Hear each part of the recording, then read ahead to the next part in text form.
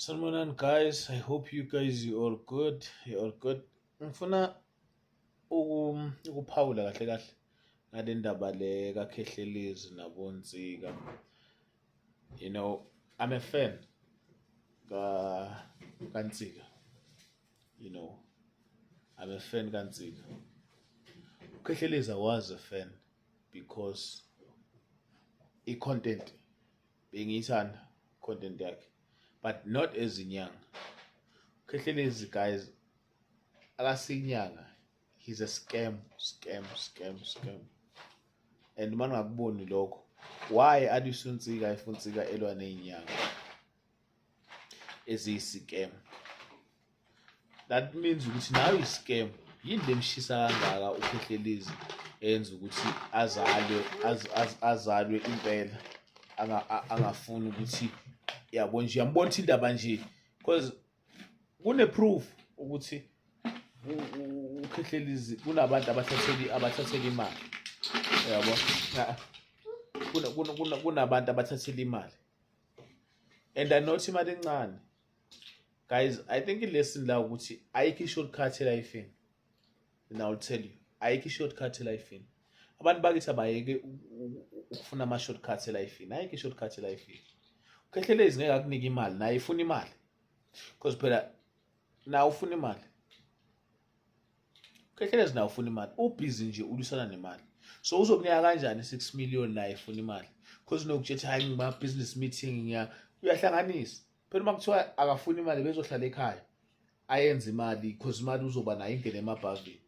So guys, ayikho inyanga yenhle ekwazi ukulethela imali endlini ungasebenzile. Asihambeni siyosebenza, ayikho imali ezoza kalula, imali ezongena endlini, imali ezogcwala ibhavu. Guys, ayikho. I'm telling you right now, ayikho imali ezongena endlini uhleli ungayili kuyosebenza. Abantu bakithi abafunde lokho. uKhehlelezi is a scam.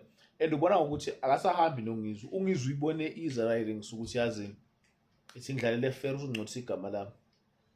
Bengasho bona ukuthi ba-right yebo, but abasekho close as bebe close before. Why? Ungizwe is very smart. Wena ungabona ngathi nje ibhinca, but ungizwe is very smart. Ubona ukuthi lo uzungcothisa i-brand yami, because at the end of the day uzo-advertise ngongizwe, then izinto zingenzeka abantu balisa ungizwe. So yinto embalekisile kungizwe. Ungizwe yinto embalekisile kuKhehlelezi. So guys, asiyekeni, ayikho manifest money, ayikho. I can tell you, ayikho. Uzokuqola. Ubisana noNsiyanga, and uyambona ngendlela zami ukuyidefenda ngayo ukuthi no. Not ukuthi ngoba esidefend. Udefend ukuthi imali uyidlile. Uyidlile imali. And akakwazi ukusiza ukuthi uthole imali. Uyidlile imali zabantu. Okay, it's fine. But asifundeni ukuthi, and a shout out to Nsthika mfethu. I don't wanna lie, my brother. Shout out to you. Qhubeka wenza umsebenzi wakho. I know ukuthi inkinga oyifaka kuwe ingakanani, but mfethu mina ngizothi qhubeka nomsebenzi wakho muhle, siyawuthanda. Because at the end of the day kuzosizakala abantu ade basafuna ukuya kubo. Yabo nje inyanga nje umuntu nje ku TikTok.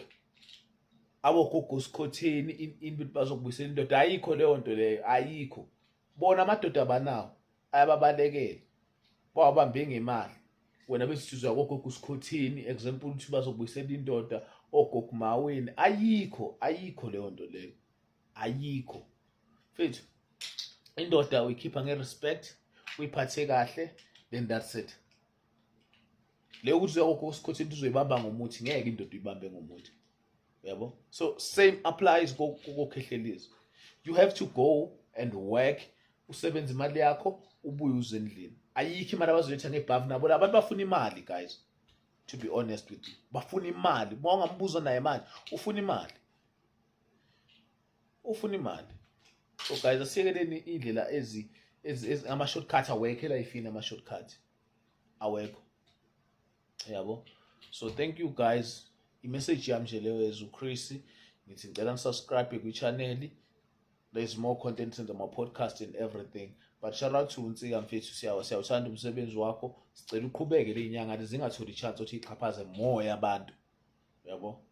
Zingaqhaphazi moya yabantu. So nje Nsthika qhubeka nomsebenzi wakho omuhle. Siyawuthanda mfethu.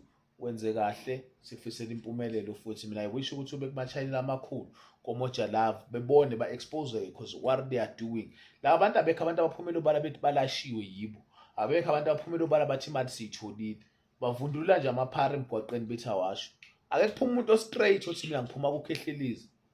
UKhehlelezi ungisizile ngadisi this. Akekho umuntu osikile ngathi uzathi usizakela unemali urich. Why beyifihla? Abekho khona abantu baqoliwe kuphela. It's because abekho abanawo umuthi ukuthi babenze abantu babe successful. Baqola abantu then after that abanayo imali ukuthi bakunike wena ube nemali yakho. No, nabo bayaqola. Bakhanda imali. Mayithi khokha 60,000 it's because nabo bafuna ukupay ama bills wabo. Bakhokha ama bills. So you guys stop sending abantu imali nithini ngoba bazi inyanga bazondosela life yenu. When I think nje khuluma nedlozi lakho uthandaze then finish. Otherwise ayikho enye into. So thank you so much guys. Ngiyabonga.